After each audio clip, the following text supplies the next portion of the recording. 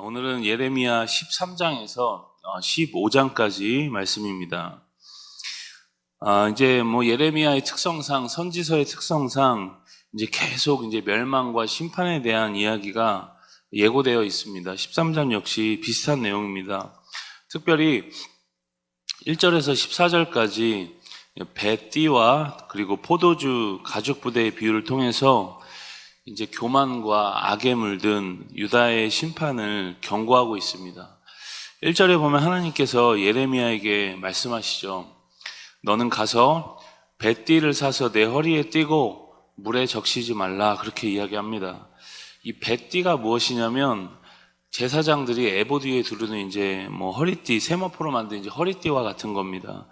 그 명령은 유다가 이제 거룩한 나라, 거룩한 제사장 나라로 선택되었다는 것을 의미하고 백성들에게 예레미야가 그 모습을 보여줬을 때 그것을 이제 상기시켜주고 있는 겁니다. 그래서 이제 영적 경각심, 너희는 거룩한 제사장 나라다라는 것을 영적 경각심을 갖게 하려는 그런 의도였던 것이죠. 그런데 뱃띠를 띠되 이제 물에 적시지 말라, 그렇게 말씀하시죠. 그 말은 세상의 더러움에 오염되지 말고 구별된 삶을 살아야 한다라는 것입니다. 4절에 보면 그 허리띠를 가지고 유브라데로 가서 이제 바위 틈에 감추라는 겁니다. 그런데 6절에 보면 그걸 다시 또 가져오라고 하나님이 예레미야에게 말씀하시죠.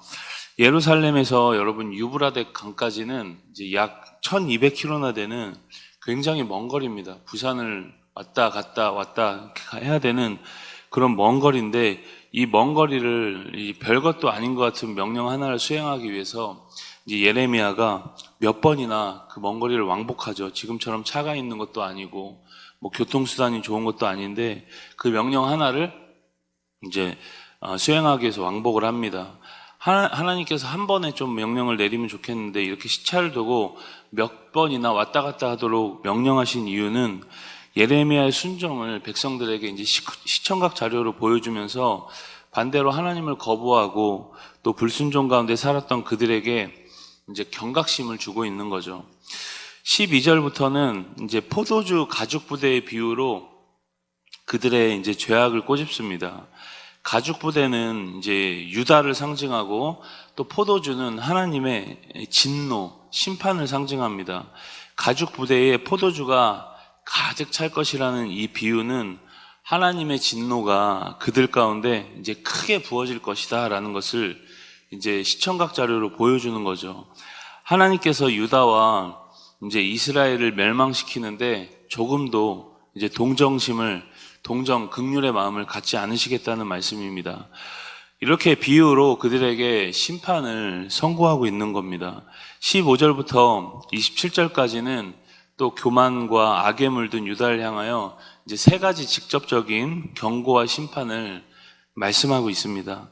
우리 14장으로 가시면 이 14장과 15장은 이제 예레미야의 탄식과 그에 대한 하나님의 답변을 통해서 유다 백성에게 심판을 예언하고 있는 그런 장면입니다. 특별히 1절에서 9절까지는 예레미야 선지자의 첫 번째 탄식 기도로 이제 극심한 가뭄에 대한 이제 이야기를 하고 있죠.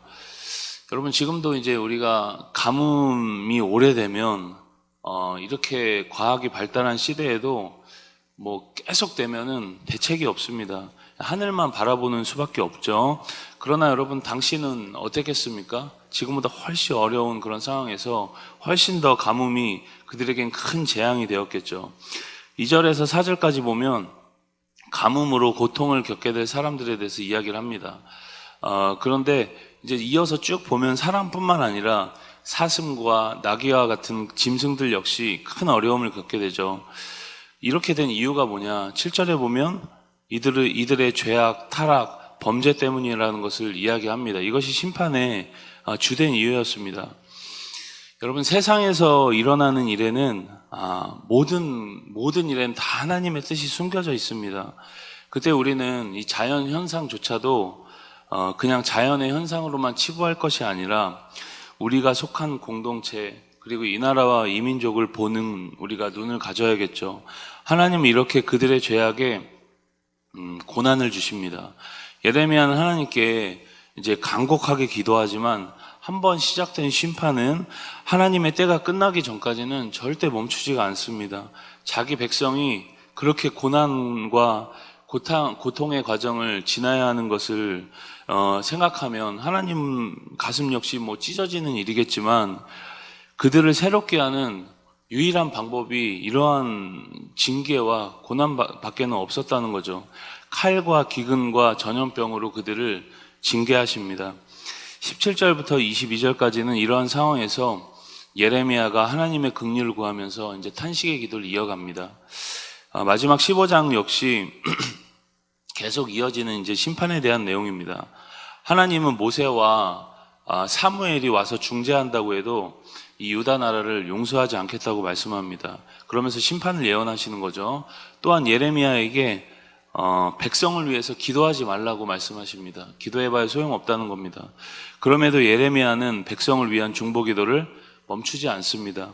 그런 상황에서 하나님은 예레미야를 이제 굳건하게 지켜주시겠다는 약속을 다시 한번 확인시켜 주시죠.